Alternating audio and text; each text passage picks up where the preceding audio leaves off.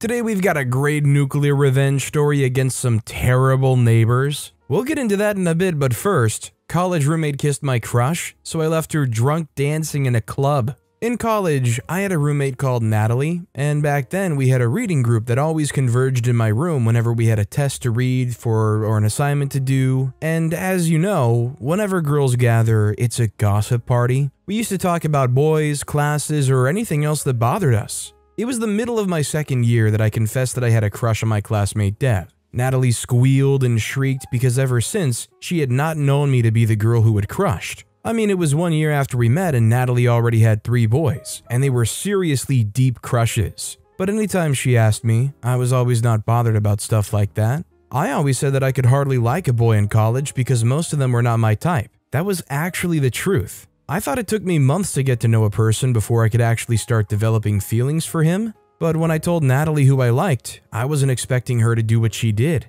I mean, for the fact that it's like once in a lifetime that I like somebody, I was expecting her to respect my feelings and treat it as sacred. Rather, she beat me to it and kissed him. The story goes like this. We were at a party and I was only there because I knew he would be there, Dev. He wore a navy blue hoodie with gray joggers. It was then I could see what the craze was with girls and men wearing gray joggers. Dev looked incredibly handsome at the party and I could not stop sneaking glances at him. Natalie told me that I had to totally talk to him that day, but it wasn't like I'd never spoken to Dev before. We go to the same classes and he asked me to explain a part of the textbook of the class he missed. Dev was a real flirt. As we were at it, he interrupted me many times to talk about my hair, my eyebrows, my handwriting, and everything. I knew we couldn't get halfway before the next class, so I rescheduled another tutorial after school. So Dev and I walked to a food joint. He ordered what I wanted for me and paid with his money. Throughout the teaching, I was finding out one thing I liked about him after the other. He was generous, he had kind eyes, he was polite with the workers, nice to the kids, and smart. Then I started looking out for him in every class we had. I wanted to know where he was sitting and who he was sitting with. I noticed also that girls flocked around him a lot. They, like I, could not resist his charisma and carriage. It took me long to admit that I had a crush on Dev, but it was when I started getting furious with one Didi girl for always throwing herself at him that I realized that feelings were creeping up on me. I became angry with myself, but I also liked the feeling. I didn't want it to stop. After a while, I succumbed to telling Natalie. It's not like she would have not found out herself. She cared too much about the boys, and since I was always talking about Dev, it was getting obvious. So at the party, when she told me that I had to go and talk to Dev, I was still trying to form the conversation in my head before approaching him, but I was distracted. Some of my other friends came and gave me a glass of drink. They pulled to take pictures, play games, and eat with them. It was later on that I got a chance to talk to Dev again. He was passing by the table that I was at, so I calculated and stood up just at the right time to get some drinks. He saw me and said hello. I was trying to be casual about it and say hello back like it was nothing. From the side of my eye, I could see Natalie's little celebration that I was finally talking with Dev. When we got to the drink refill spot, he got 2 cups. I immediately got curious. Maybe Didi was at the party and I didn't know. I had to figure out who it was, but coyly. I asked him if he was enjoying himself at the party. He gave me a thumbs up and asked about me. I was like, sure. I pointed to my girls and said, whenever I'm with them, it's always a blast. Then I asked him who he was with too. Friends, he said. It wasn't enough for a reply because I had to know if he was dating Didi or not, and I didn't want to find out after my feelings for him had well been deepened. If you've ever had a crush, you should understand. Enjoy your drink, I said, then turned around and tried to walk normally back to my seat. That was only my first trial. I planned to talk to him for longer than that before leaving the party that day. Natalie asked me how it went right in front of everybody, so I had to explain to the whole table that I had a crush on Dev that had been going on for a long time. I asked if any of them knew whether he was seeing someone, or worse, had been dating them for a long time. They all called him low-key, down-to-earth, friendly and super extroverted, that nobody would ever even tell if he had a girlfriend. He behaved the same to everyone. Maybe he's gay, someone joked. I took it upon myself to find out who he would hand the drink over to, so I got up and went to find him. Surprisingly, he wasn't really with anyone, just carrying his cup around, greeting people, shaking hands, throwing gang signs. Nobody around him was holding a red cup that I could have assumed was the person he gave. Nobody was following him like a poodle on a leash. If Dee Dee was around, she would have been that poodle, so there was no Dee Dee. I cocked my head, wondering if Dev was just being a nice guy that offered to get some random person a drink. Then he disappeared upstairs. I wanted to follow him, but if I did, I was afraid I would get caught in some weird stuff like I always saw in the movies, so I went right back to my table, apologized, and pulled Natalie to the side. I told her that I saw Dev go upstairs and I wanted to follow him. She took a moment to coo in awe before she finally got her purse and allowed me to drag her up the stairs. I was determined, like I had detective work to do for a very rich family that was paying in millions. Upstairs, that was where the real partygoers were. There was smoking and some drug thing going on up there. At every corner, there was a girl grinding a boy or kissing one all over the place. I felt out of place there, and Natalie wanted to pull me back, but I caught a glimpse of Dev's navy blue shoulder. He disappeared into a room. I hurried after him with Natalie glued to my other hand, but one guy stopped her and wanted to chat. To give you the context, Natalie was wearing a very small black dress. It was silky at the bottom but suede at the top. It was armless and Natalie was on the busty side, unlike me. Natalie said I should go ahead and she would be fine. I wanted to object because it didn't look safe to see her there, but if I waited any longer, I might have missed something very important to me, so I left her hand and went through the door I saw Dev go in. Inside was a bedroom. Dev was stepping out of the toilet when I got in. Everyone looked startled to see me there, especially Dev. He walked up to me and asked why I was there. I froze and blurted out that I followed him. When he asked why, I didn't know what to say, so I just cooked up something at the last minute. I knew the party going on downstairs couldn't have been all that there is. I'm here for the real deal. After saying that, I waited for his expression to tell me whether I'd gotten the lie right, or if I was just on the verge of having a very core, embarrassing memory. His face lightened up. Seriously? You're here for the goods? I nodded and chuckled. I could have given him a click of cups if I didn't just freeze there wondering what the goods was. If he came to me with a folded paper and some drug, I knew I would bolt to the door. I wasn't doing drugs to please any man or to prove anything to anyone. He took my hand and walked me to a corner and started to talk to me about how every party, bar, or club has an upstairs lounge that regular people should never be at. He sounded like he was giving me a warning, like he was trying to protect me. Then he started saying if someone calls me up, I should go with a friend, and I should never leave my friend and be alone. I started to think about Natalie. She was alone with someone we barely even knew, but if I went after her then, it would kill the butterflies that were dancing in my stomach because Dev was looking out for me. Dev wanted me to leave quickly before anything that I could not handle happened, but I asked him to join me to look for my friend. He knew her. I told him that I left her talking with someone before coming in the room. I didn't expect his sharp response. Quickly, he started out into the corridor searching for her. We found Natalie gurgling down a glass of wine, plastered to the guy's arm and laughing hysterically. She looked very strange. I peeled her from his skin, and when the guy wanted to get angry, Dev stopped him and told me and Natalie to leave. Natalie was adamantly denying being drunk when Dev came downstairs to meet us again. He told me that what Natalie had taken could not have been the drink alone. It was too fast for her to get that drunk. I was scared for my friend, so I asked him what we could do. He told us to go back home, but that wasn't possible. We didn't drive there, we took an Uber, and this was now past midnight. In that territory, there would be no way to get an Uber to pick us up from the house party. Dev was thinking. It seemed like he was making a big sacrifice, but he offered to take us to our houses, me and my friends. So I left Natalie with Dev and went back to our table to tell the girls that if they wanted to go home now, Dev was taking me and Natalie. They were like, nah, we'll wait and leave in the morning.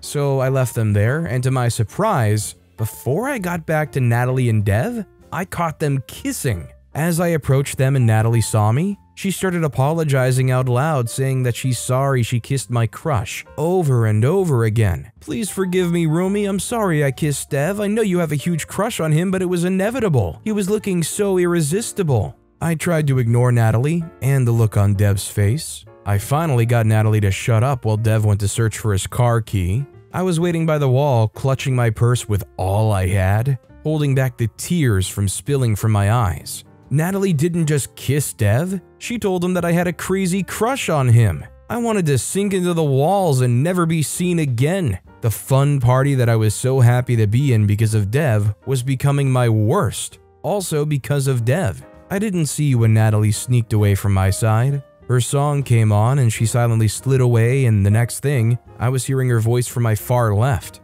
She was dancing with a bunch of girls I didn't know, screaming, dancing, and vibing to the music. I couldn't look away even though I wanted to, so that I could properly feel bad for myself. It started to get fun to watch, but I wasn't yet smiling until Natalie started doing some crazy stuff. She got on a table and really started giving the dance all she could. Everyone around me had their camera and phones out videoing the crazy witch that was taking her clothes off on the table. I could have helped her. I really could, but I just watched. She kissed my crush and embarrassed me in front of him. I let her make a fool of herself. When the drug had eased its work and she was back to her right senses, she would have to deal with the different posts online and people calling her the crazy witch of the party, while I would have to deal with seeing Dev in class and not knowing what to say to him. Well, Dev came back and I had to hide like I didn't know anything. He saw Natalie before he got to me and skillfully brought her down in front of the table, then found me. He was horrified that I left her, but I told him that I wasn't feeling too good myself. The ride back home was quiet because Natalie was asleep or passed out or something.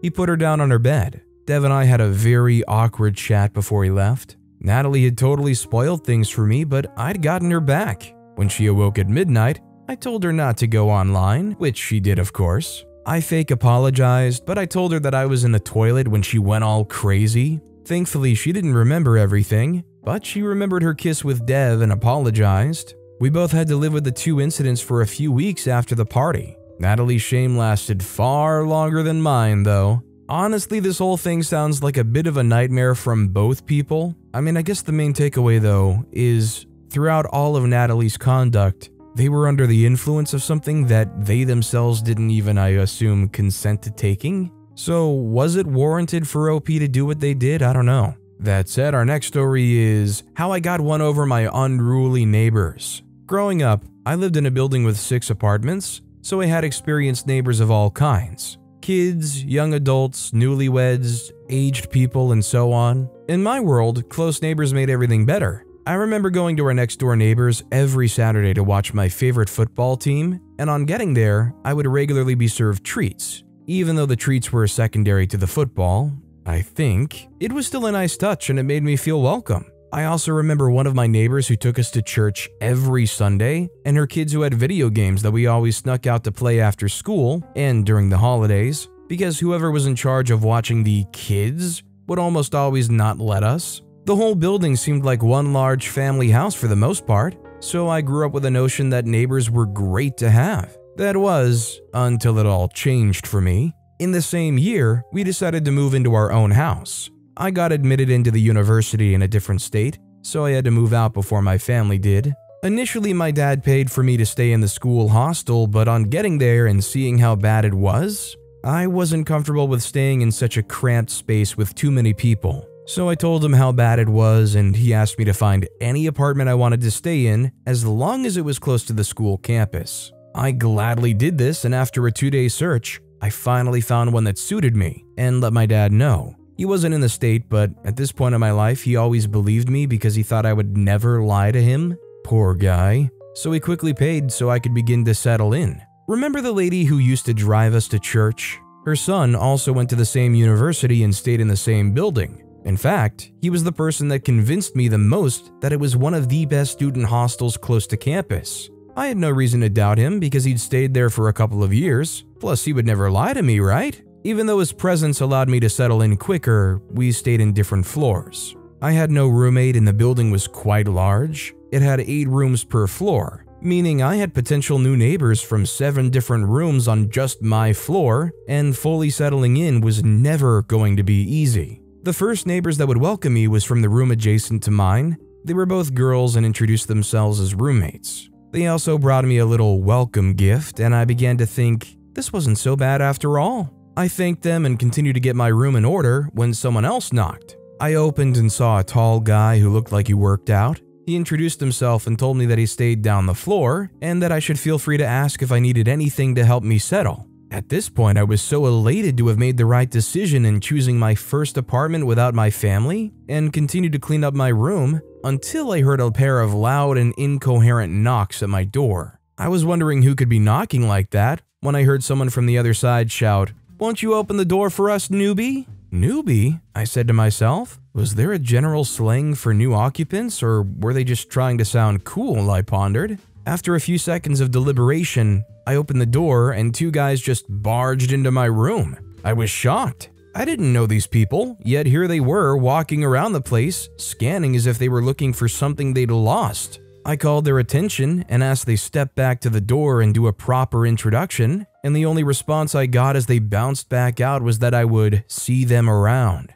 It felt crazy, but that was the least of my problems in that moment, as putting my room in order was my #1 priority. The semester finally started, and it was the first week, so I spent most of my time on campus trying to get involved in curricular and extracurricular activities, and didn't have any time to relate with my new neighbors. This didn't bother me because the weekend was around the corner, and I'd planned to use the free time to make up for lost time. The weekend came and I was free to catch up on some neighbors once I finished with the chores. I first visited the people I was already familiar with, like my adjacent neighbors and the guy from down the hall. We had small chats and got to know ourselves a little bit better. I also went to see my old neighbor, although he'd come around once or twice during the week, so it wasn't exactly a weekend bonding. I just went to his room to get free lunch. After I left his room, it was time to meet the rest of my floor mates. Going from door to door, a couple of them were not around and I got to meet a couple more, which meant it was time for the final room.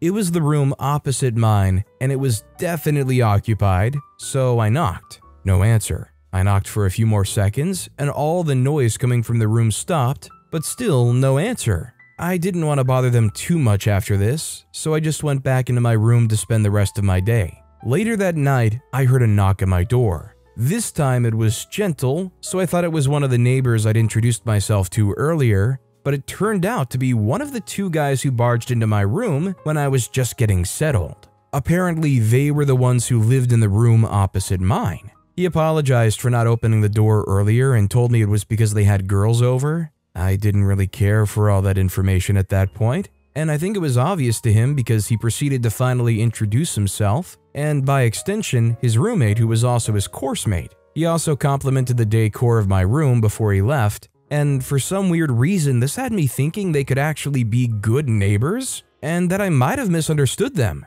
Some thought process. The next day was a Sunday, which meant preparing my mom's special rice recipe right after church service. Staying alone, I didn't have to prepare too much. A couple of servings was usually okay for me, so I got to cooking and made probably the tastiest meal I'd eaten since I left for uni. It was so good that I had to take a nap immediately after. The nap was short-lived though, as a few minutes later, I heard someone knock at my door and reluctantly stood up to check who it was. It was my opposite door neighbors who had just come back from what I presumed to be church service. We exchanged greetings for a few seconds before I could bring up what happened the previous day, and they began to compliment the smell of my room and asked me what I'd chefed up. I explained to them what it was, and instead of them to ask for the recipe like I thought they would, they just asked if they could get a plate, so I had to show them how little was left. They persisted though, and I eventually gave in because I thought that could be the chance for a neighborly bonding experience. This decision to bond with them would come back to bite me numerous times. The first time was when they had a cousin, who wasn't really a cousin, coming over to visit for a week. Now, this was during assessment tests period, so everyone was in study mode and they had a few course mates who came around to form their study group, even though they barely ever did any studying. Due to the presence of all the extra bodies, they asked if their cousin could crash in my room for the week since I stayed alone. It wasn't ideal, but since it was just for a week and we were still on good terms, I agreed to their request. However, the real issue arose when the week elapsed and neither their cousin nor their course mates had left. It began to look like a new living situation,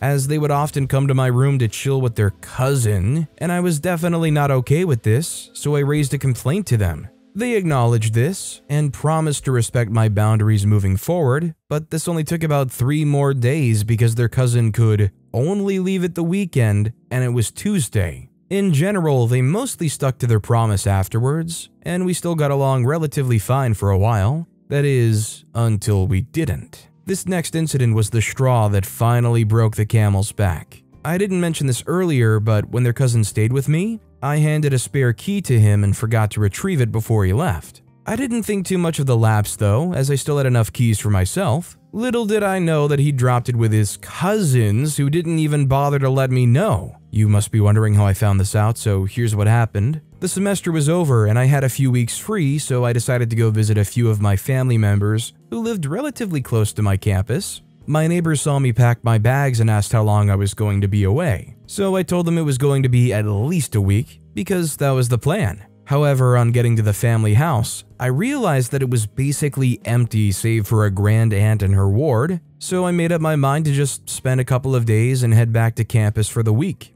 The weekend came and it was time to go back, so I informed my grand aunt and was on my way. That evening, I arrived at the campus and headed straight towards my room. But something seemed off as I got closer. I was hearing some loud music and people chattering and wondered where the party was at. Imagine my shock when I got to my room and saw over a dozen people drinking and partying. I couldn't even see my bed because someone had moved it. Fuming, I went straight to the sound system and turned the music off. I needed answers pronto. I wanted to know who had the guts and how they could even pull it off. I didn't wait for long though, as my loving neighbors came out to find who stopped the music. With nowhere to hide, they explained how they threw house parties as a hustle and how they got my key from their cousin, and then apologized and handed the key back to me. So as not to be a party pooper, I let the party continue, while still obviously enraged, and went up to my old neighbor's room upstairs while I plotted how to get back at them for their atrocities.